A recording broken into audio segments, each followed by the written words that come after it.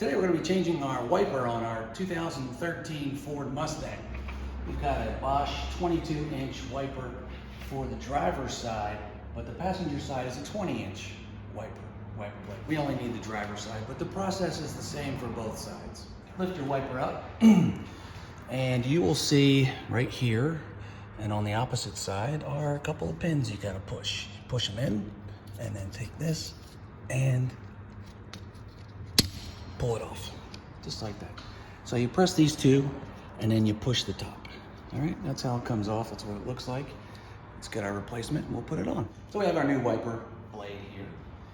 And so what you do is, this actually moves here, this part right here, and you press it down first in there, all right, slide it in, and then clip it in. And that is how you change your wiper blade for your 2013 Ford Mustang. This video helped you. Please click like and subscribe to our channel so we can show you how to make more fixes to your cars. Thanks for watching.